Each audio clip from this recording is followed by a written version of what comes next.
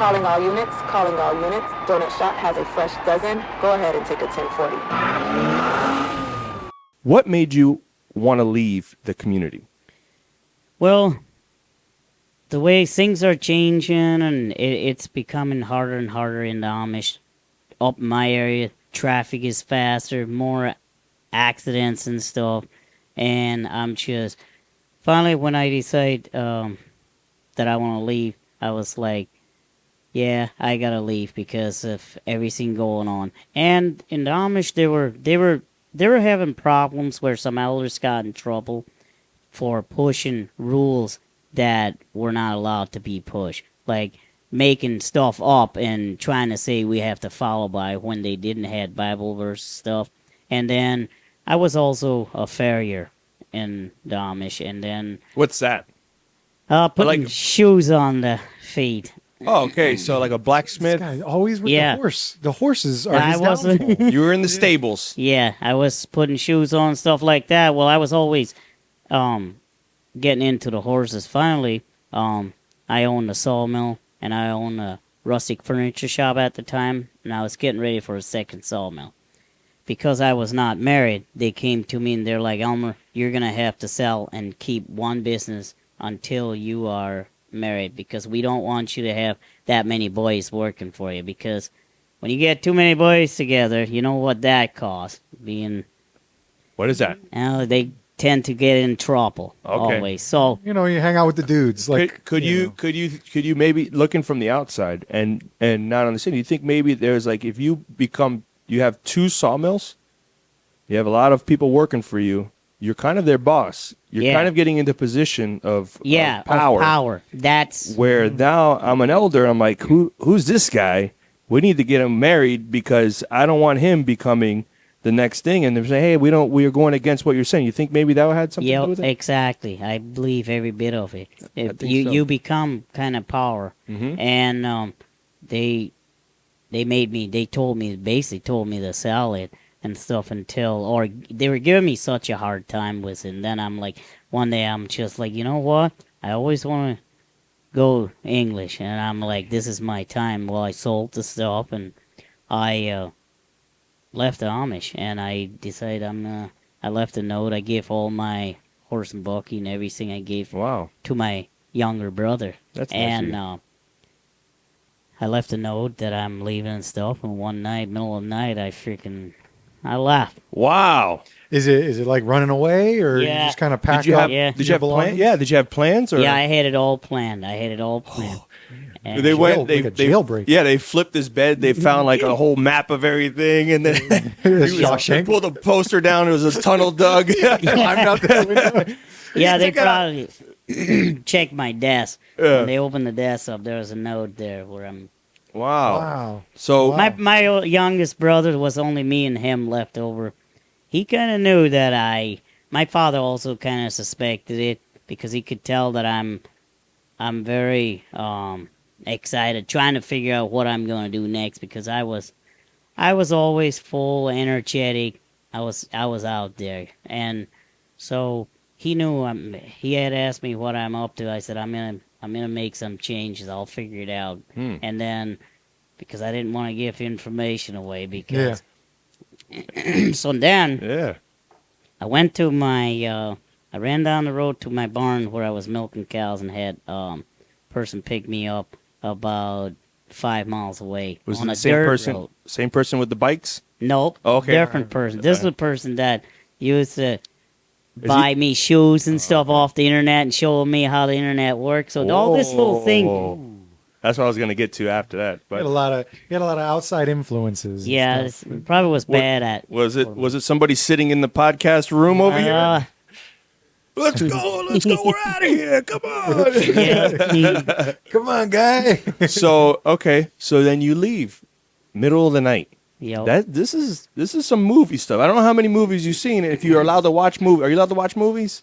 Now I do. Oh, okay, But not back in the day. Not back in the day. Okay, that's another thing. So you weren't. So man, this is it's a whole new world. Yeah. It's a whole new world. So you leave in the middle of the night. So we English people, we write movies about that. When we're gonna leave, or leave in the midst of the night, you grab your sack and you head out the door, Yep. and that's it. And then you give that one little look back, and that's the last time you see it, and you're out.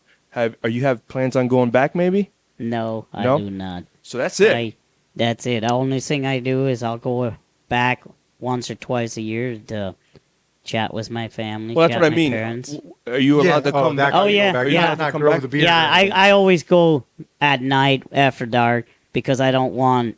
My father's an elder. I don't want other people drive by and they're like, "Hey, why is he letting Elmer in his house? He's in English clothes." You know, they get the rumor, making a rumor, start chirping. Yeah. Yeah, Oh. start talking trash. You know, Yeah, like you my know, parents are still. They're my parents. You Yeah, know, I'm yeah, gonna respect them. yeah, you don't want them to get shunned or get Yeah, exactly. I'm just disgraced. exactly. That's a good point. I just want to look out for my parents. I'm not gonna do something that they get themselves in trouble. Yeah. So, But you want to say hello. yeah. So that's Yeah, of course. Yeah, your Yeah. parents are still there. They're still alive. I still get my cup of coffee. Yeah. Just like my mom's coffee. hey. Nice. So, but that's something that we're saying the bag over the shoulder, but that's a huge decision in your life to make that, and I bet you had some butterflies or you were nervous about the decision. Oh, I was. When I left, I was very nervous because I was worried. I was worried how I'm gonna do it because I knew I won't be able to just jump in a car and drive. Yeah. I gotta modify it, and that's where young age I figured out whatever I do, I gotta modify everything. I have to be able to figure this shit out. Well, when I left, I left, and then my friend picked me up, went to her house, and she's like, "You sure that you're gonna be gone?" I said, "Yep." Cut my hair. This is it. Oh. So she gave me a haircut, and she gave me a cut pair of jeans, hemmed it. This is the middle of the night, and then she gave me a shirt. She know I like to fish and hunt. This shirt says "fish and shut up." This is a rebel right here, man. Yeah, so I went up to up Malone area, probably about 50 miles away from my parents. Worked on the farm there, and then one day, of course, the elders came and talked to me because I want to be far enough away that they don't come and try and talk me to come back Amish. I want to be out here, do what I want to do. So they came and talked to me. I was riding a wheeler in my cowboy hat. I came Wait, what's up, a wheeler? four-wheeler. Oh, four-wheeler. Nice. I was riding. Yeah, Sorry. I was a little green to it. I came up next to him. They're like, "So we see that you tried a different life." I'm like, "Yeah, I did." And so you're not coming back Amish? I'm like, "Nope. If I'm coming back Amish, I'll come back." Yeah. So There's no ill will there, right? no, No, it's just you wanted. This is something that you wanted to do, and you believe yeah, that it was just best for you. because it was for me being my height, it's just so much easier out here in the English world because I have AC, I have heat if I need it. It's just different. So I had to, every time I drive a different car, I have to modify pedals to put it on Yeah. to be able to ride it and stuff like that. So that's what I'm saying. I can imagine living in a world where it's hard to make stuff, or you have to make everything, right? Yeah. So if you had an umbrella with a plastic thing, like you said, for your height, you might need things to help you go out throughout your life. And they were like, no, I'm assuming they're like, you can't have that because that's not the way we do things. Exactly. Wow. They were even giving me. So, my height, when I got my Yeah, how horse tall and are you? bucky, I'm 3'11". 3'11". Yep. All right. So driving a horse and buggy, back to that, I had my bucky. I put the seat down lower. I'm like, it's my bucky. Why do I put a seat on where my feet don't hit the floor Right. for it? Yeah. Stability. So they gave me shit at first for it, and I'm like, yeah. I said, yeah. When they came to me, I'm like, yeah. They go, we don't have no Bible verse in this about this. So I just told them, I said, look, I said, God made us all, and He called us good, and I'm gonna make this bucky that fits me. Hey. And I stuck to my ground.